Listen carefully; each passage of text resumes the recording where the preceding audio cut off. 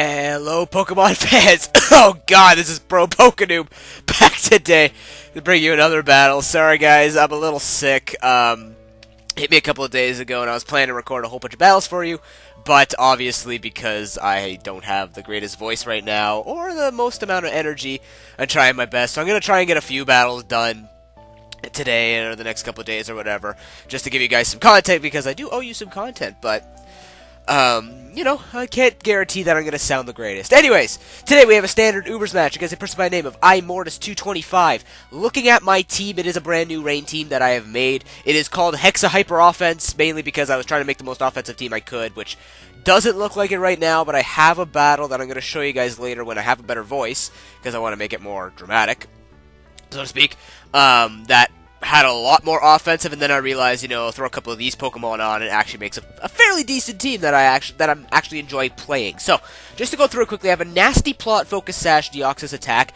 so freaking powerful. Scarfed, I think it's Scarfed Jolly Zekrom, I think especially defensive Kyogre, defense, or bulky Mold Breaker Excadrill, physical Ghost Arceus, and a Custap Berry Fortress with hazards and stuff like that. So, it is a pretty fun team to use. Essentially, you try to get Fortress to set up as many spikes and the Stealth Rocks, and then proceed to destroy him with really powerful Pokemon. Now, you might notice that I only have really one special attacker. I kind of noticed this, but you know what? If you got a lot of power, I don't think you really need to worry. You just kind of need to have a way to get rid of, you know, physical walls. And to a certain extent, that's why I have Zekrom on this team to be using with Terravolt, and, you know, Mold Breaker to a certain extent on Excadrill also helps with Max Attack, Adamant Nature. Looking at my opponent's team, it's a little weird, but I'm still afraid of a couple of things, mainly being that Blaziken and the Murkrow. Now, you might think, why Murkrow? Well, Murkrow is a big troll, and being a big troll, it can paralyze, most likely, most of my Pokemon. If it's carrying Foul Play, it's going to hurt most of my Pokemon, so I'm going to have to be extremely careful around those two. But in the ways it leads, I pretty much figured that it's safe just to lead off with my Rain, just to get it set up. He's not going to have anything that's going to abuse it, really, other than maybe Slowbro, but he's going to lead off with Elizabeth, the Hydreigon. Now he's going to switch to the Ferrothorn. I knew that was going to happen, so I'm like, you know what, no over-predicting, just, you know, do whatever I can.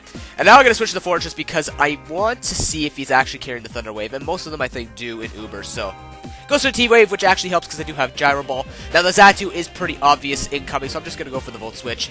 Even if you switch to anything else, it wouldn't stop me, so I'm going to go to Excadrill, but I didn't know this thing was going to be a screen setter-upper, so he's going to go for the Reflect first, obviously, because that's what I have in. He's going to go for the Light Screen afterwards. Now, I decided to go, actually, for the Swords Dance, because he's going to have to switch out if he wants to do anything, so I can still get a +2 hit off. He actually decides to go into his Murkrow. Now, I don't know if he predicted me to switch there, but that was really a weird move because I have no reason really to switch out against this Murkrow. He can go for Swagger, he can go for wherever, like, well, he can go for Foul Play. I'll be able to take it though, so I mean, really he just risked a big thing there. Now he's going to go for the Swagger, which he probably should have did first, but unfortunately he's not going to get the hacks, and I am going to be able to take him out with another Rock Slide, so I found that a little weird of a play. But now he brings in the Blaziken. I need to keep this thing around, so I'm just going to go into my Kyogre, foolishly forgetting yet again that a +2 high jump kick takes out Kyogre clean. I keep forgetting this. I don't know why. Ugh. Oh, jeez. Can't be dramatic. So I'm going to go to Deoxys Attack, because I do have the Focus Sash. He's going to go straight for the Flare Blitz. I don't care. I'm not going to set up on this thing, because I know I can't take out all the Pokemon, because I believe I have Psycho Boost, Ice Beam, and Extreme Speed, and I will tell you Extreme Speed in another upload why. So, he's going to send this thing out. I don't want it to be possibly Scarf, so I'm just going to switch out. Fortress, and look at that, he's got Substitute. I'm like, frick, that's not cool, and that's going to be bad. But his screens are down, but he's going to go for the Fire Blast. I do have the Sturdy intact, so I was kind of hoping to go for a Paralyzed, Boosted Gyro Ball, but I do get Para Hacks. But if you remember me saying I do have the Custap Berry, it pays off right here and now. I get to go for the Gyro Ball first before he does anything else, and be able to take him out with, or take out his sub with the Gyro Ball. So perfect. What I can now do is go into Deoxys Attack, threaten him with raw power of an Ice Beam. I don't care if this thing, again, comes in, but here I make a lack of judgment. I figured he's going to take me out. I might as well go for Psycho Boost. It'll do a little bit more damage than Ice Beam. But he misses Power Whip. And you know what that means? If you guys can calc, 32.5 is 16%, and he had 17%. So if I had gone for Ice Beam, I would have been able to take this thing out. And I'm not saying that it made a huge deal in the match, but, you know, it made things a little bit more difficult. So I'm going to have to send out Arceus Ghost right now. I'm going to go for the Swords Dance before this thing dies, because I know nothing on his team can take me out in one shot. Slowbro needs to be set up on stuff like that. I'm just going to go for the Shadow Claw, making him possibly feel comfortable that I don't have the Brick Break. Unless he just assumes that I have it, but it turns out he actually has Rocky Helmet. And, that's not too good. But now he's going to send in this thing. I'm pretty sure this thing can't take me out with a Dragon Pulse, especially since he is, sub leftovers. So, he's going to go for the sub, and what do you freaking know? I get paralyzed. That's fantastic. That's awesome. That's great. So, I'm in a little bit of a pickle now, because he's going to go for the Dragon Pulse. As you can see, it is a 2-hit KO from that range, but I get paralyzed again. Great, so I'm in a terrible position now. I could have just taken out the Ferrothorn, but again, you know, kind of relying on the fact that I can take out the rest of his team with Ghost. That's okay, though. I'm going to go to the Gravedigger. I do have the Mold Breaker, and I know Focus Blast or Fire Blast will not take me out. It's kind of weird how he's not running Dark Pulse and Ubers. I thought that would be useful, but who knows, I might be wrong.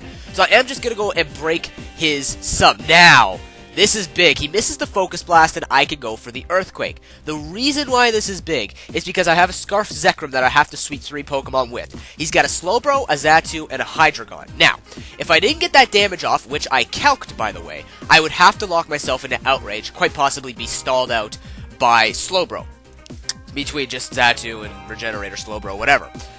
But, because I'm able to get that damage off, as you can see, 43% is a big number, because with a Scarfed Jolly Bolt Strike, it's actually I would have to roll maximum damage to take this thing out. And ladies and gentlemen, I take it out with maximum damage. So, that would have been big, because now I can go for Bolt Strike, take out his final 2 Pokemon, whereas before I would have had to just go for Outrage, and there is a possibility that the thing is physically defensive, and I'm pretty sure it is, because it takes a friggin' Bolt Strike. Slowbro, you're a bro, man. And he goes for Thunder Wave. This is so annoying. Like, ugh. That would have been even worse. He could have easily stalled me out between Slack Off and Thunder Wave. No problem. Well, actually, no, because he can't do any damage to me. Huh. Okay. And for some reason, it sets up Light Screen, assuming that Bolt Strike is physical. Or special. Whatever. But anyways, that was an excellent match. I'm Mortis225. Comment, rate, and subscribe, everyone. I hope you enjoyed this battle.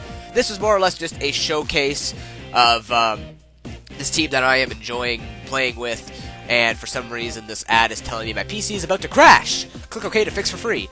No.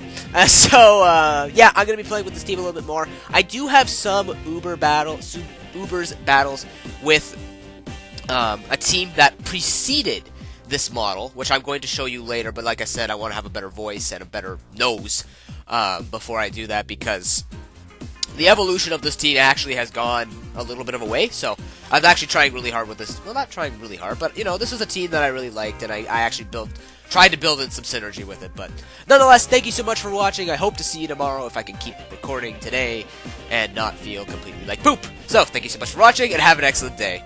Peace.